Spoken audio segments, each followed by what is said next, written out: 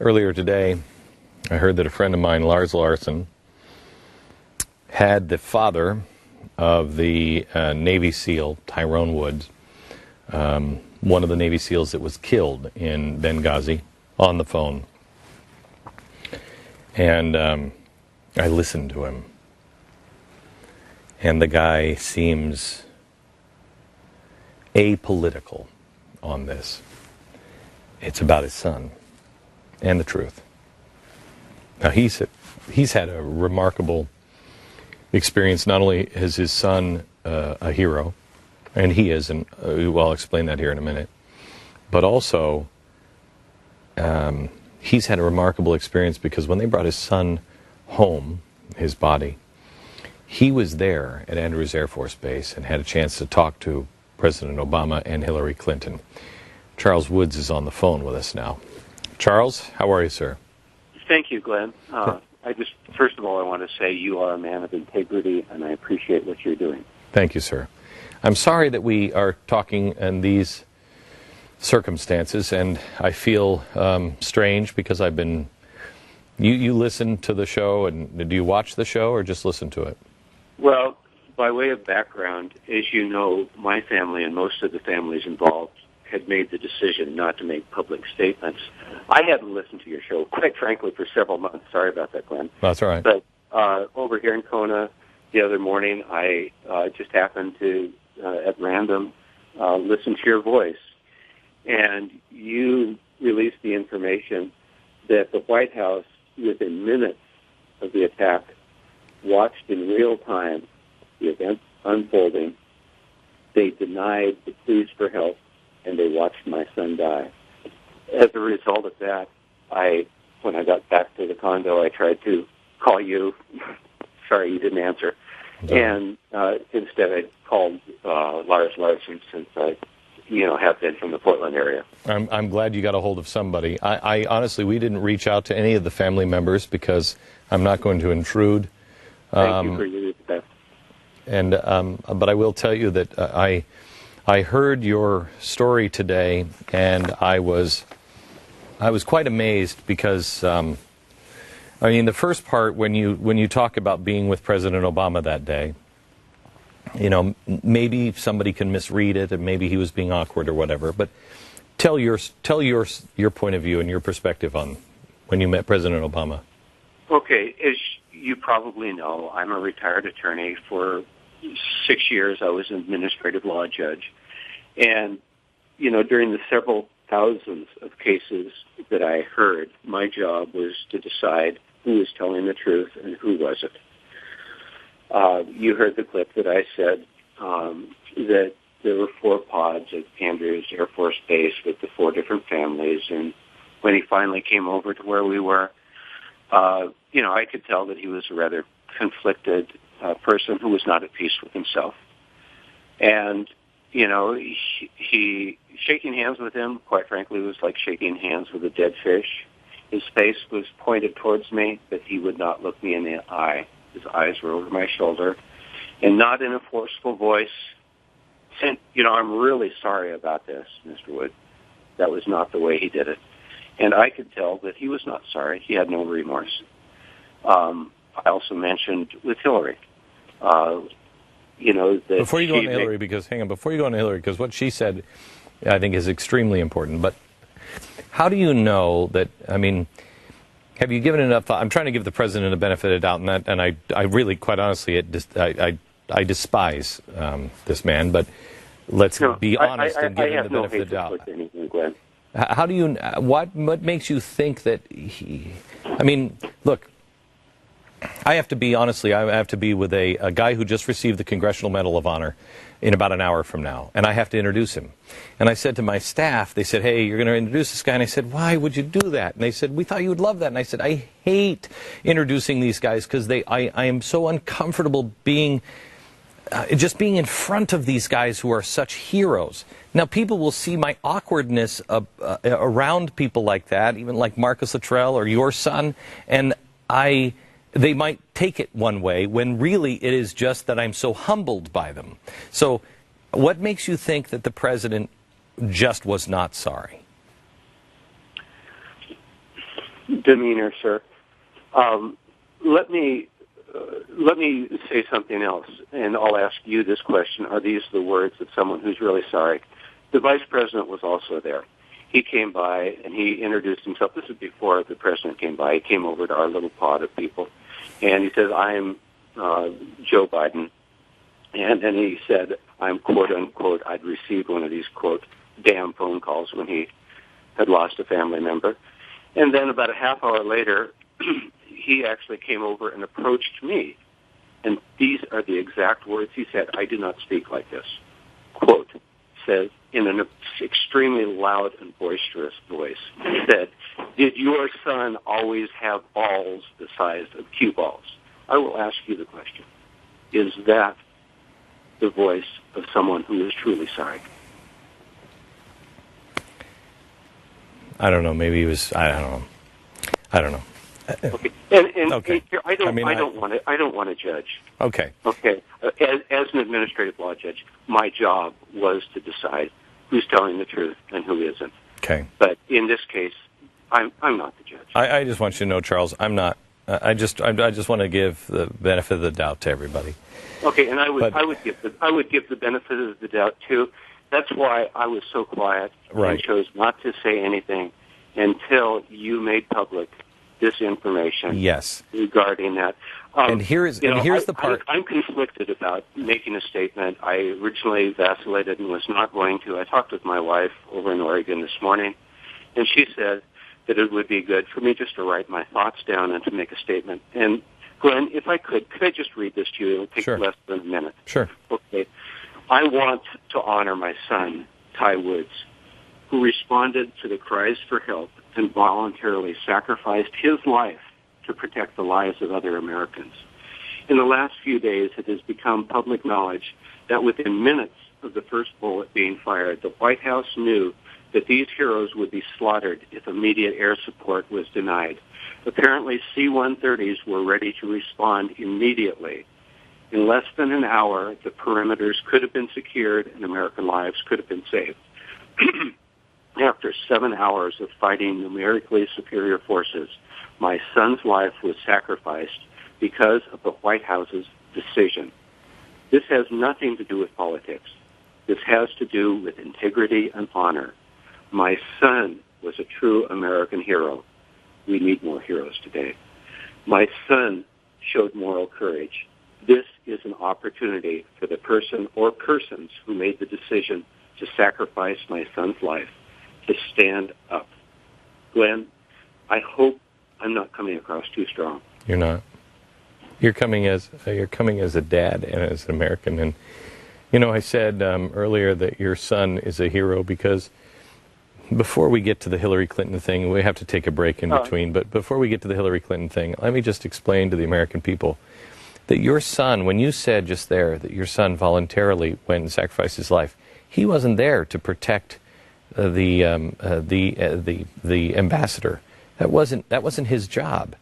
He heard that something was going on, and he voluntarily by himself went to go and help. Am I mistaken?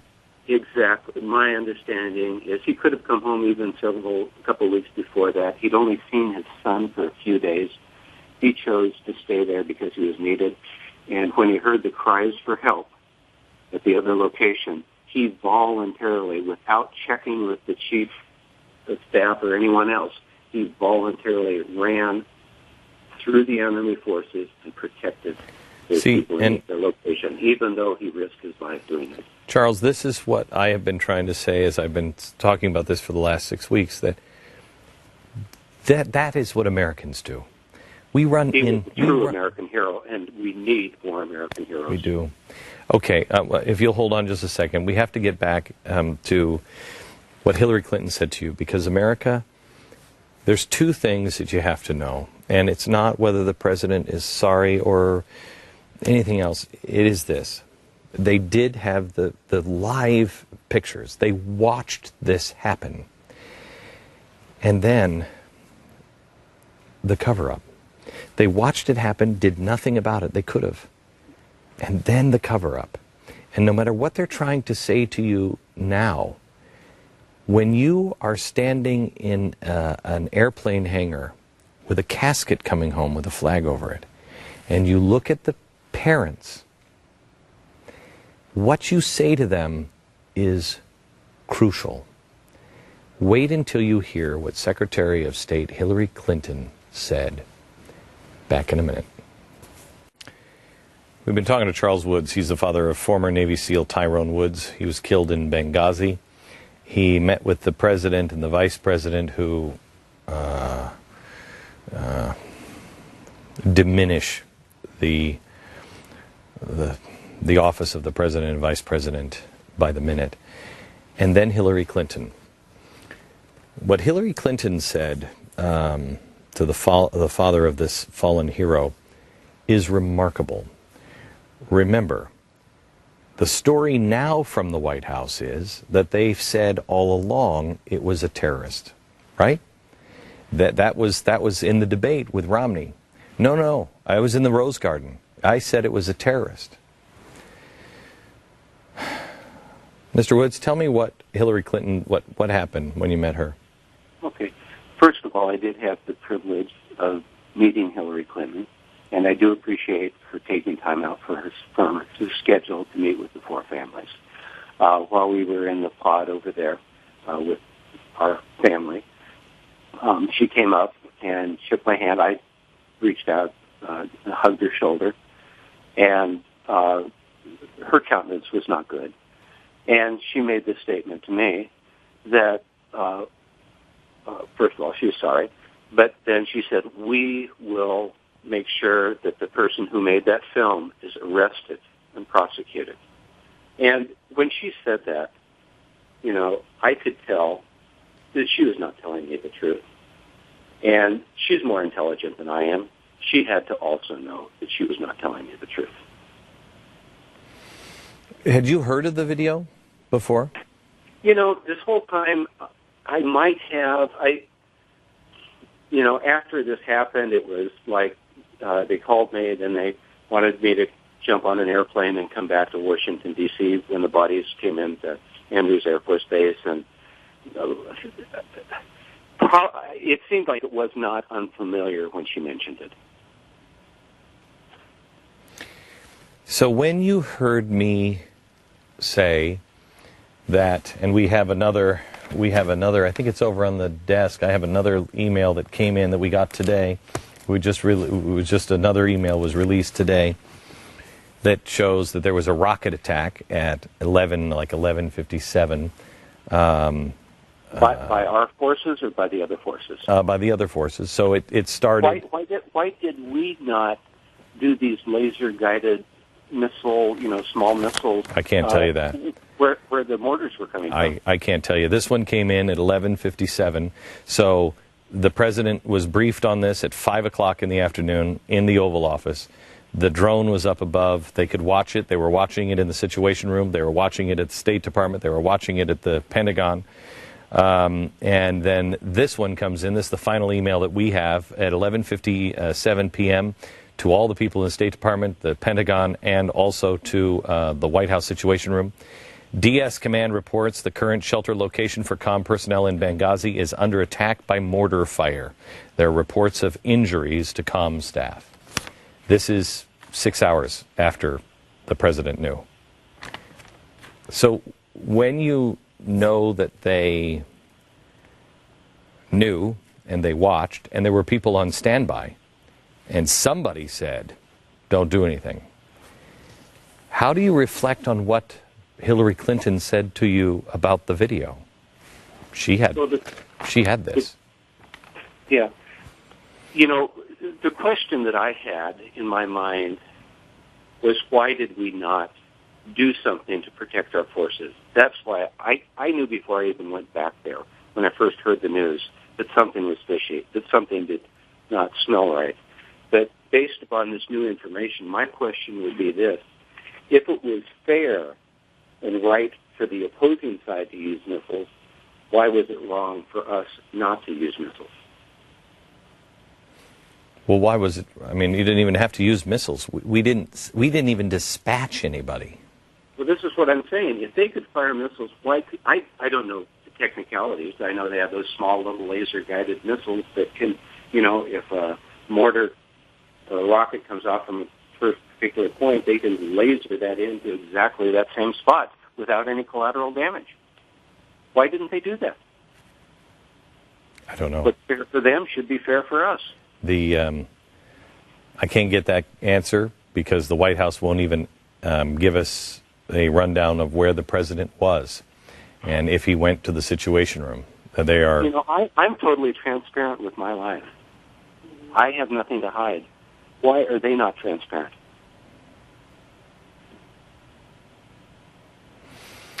Are you going to reach out to any of the other family members? That would be something that would be personal, and I would not want to make that public. That's fine. I am sorry for your loss, and I know that there are millions of Americans that are sorry for your loss. Glenn, people cannot believe how peaceful I am about this whole situation. Let me tell you exactly what I told our president. I thanked him for our service, and I could tell he was not at peace with himself. I made this statement. I said, Mr. President, I am at peace with myself, even though I have lost my son. My heart grieves for my son. My emotions go up and down. But I know that God is in total control of every situation. That was the reason I am and was at peace with what has happened. You and I both know that all things, not just some things, work towards good, and some good will come out of this. I have a feeling tremendous goodwill. Thank you so much. And okay, can I say something else? Sure. Glenn, you're a man of faith, and I am a retired attorney. I'm an educated person. I'm not a religious fanatic, but I got this phone call at 6 o'clock in the morning. My daughter Joy, which would be Ty's half-sister, 16 years old, normal kid, varsity basketball, all those things. When I told my kids what happened that morning, she said, Dad, this is amazing, because several days ago, God told me to pray for Ty. And I asked her the question, did you pray? Expecting her to say, as a teenager, a one-sentence prayer. And she said, Dad, several days in a row, several times a day, I prayed for Ty. You can understand this. There's other listeners that can't understand this. This is why I am at peace. And people ask me, what do I want? The only thing I want is I want to be able to hug my son Ty in heaven. And at this point, I know where he's at. I just need to make sure that I am there as well. And that means I have to extend total forgiveness to everyone. You're a good man, sir. I hope to be able to chat with you again. Hero, and all I can do is encourage others to be American heroes that have the integrity that Ty has. God bless you. We'll talk again. Back in a minute.